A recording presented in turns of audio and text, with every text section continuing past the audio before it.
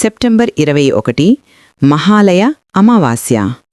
ఈరోజు పూర్వీకుల ఆశీస్సులను పొందటానికి కొన్ని ముఖ్యమైన పనులు మరియు నియమాలు ఉన్నాయి. ఈ వీడియోలో మీరు చేయవలసినవి, పాటించవలసిన నియమాలు మరియు పూర్వీకుల ఆశీస్సులు పొందే మార్గాలను మేము వివరించబోతున్నాం. మధ్యాహ్నం 12 గంటలకు ఒక గిన్నె నీటితో ఒక చిన్న పని చేస్తే పూర్వీకుల ఆశీస్సులు లభిస్తాయి.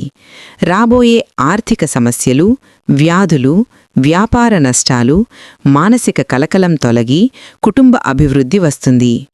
మహాలయ అమావాస్య రోజున పిండ ప్రదానం చేసి పూర్వీకుల పేర్లను పిలుచుకొని తర్పణం చేయడం చాలా శుభం.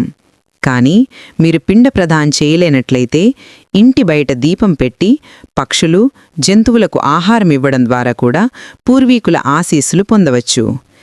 రేపు కనీసం 3 వ్యక్తులకు అన్నదానం చేస్తే పూర్వీకులు సంతృప్తి చెందుతారు. వీరి ద్వారా కుటుంబ రక్షణ, ఆర్థిక స్థిరత్వం మరియు శ్రేయస్సు వస్తుంది. గవులను స్పర్శించి చేతితో కొత్త గడ్డి తినిపించండి.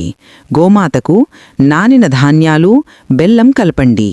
పూర్వీకులు మధ్యాహ్నం 12 గంటలకు ఇంటి ముందు వస్తారు అని నమ్మకముంది. పూర్వీకులను గుర్తిస్తూ ఇంటి ముందు చెట్లకు, మొక్కలకు నీరు ఇవ్వండి. ఈ పని చేస్తే చెట్లు కూడా మీ కుటుంబానికి శుభం మరియు పూర్వీకుల ఆశీస్సులు వస్తాయి.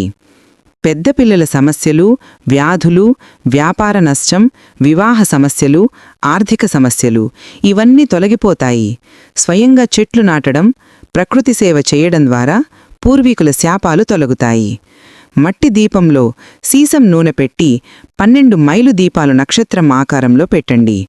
ఇంటి సభ్యులు తెల్లని వస్త్రాలు ధరిస్తే శుభం, నల్లని వస్త్రాలు ధరిస్తే నిషేధం. కొన్ని ప్రాంతాలలో రేపు ఇంటి ముందు రంగోలీ చేయరు.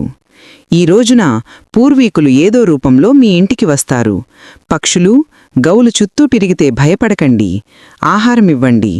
కొత్త వస్త్రాలు, భోజనం, పాయసం, వడ తయారు చేసి పూర్వీకులకు అర్పించండి. పూర్వీకులకు ఇచ్చే ఆహారం ద్వారా స్వాదాదేవిని గుర్తించండి. ఓం స్వాదాదేవియే నమః అని ఎక్కువసార్లు జపించండి.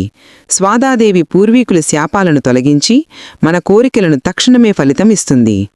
రేపు పూర్వీకులను గుర్తిస్తూ ఈ నియమాలను పాటిస్తే కుటుంబ శ్రేయస్సు, ఆర్థిక స్థిరత్వం, ఆరోగ్యం లభిస్తుంది. ఈ వీడియో మీకు నచ్చితే లైక్ చేసి అందరితో పంచుకోండి.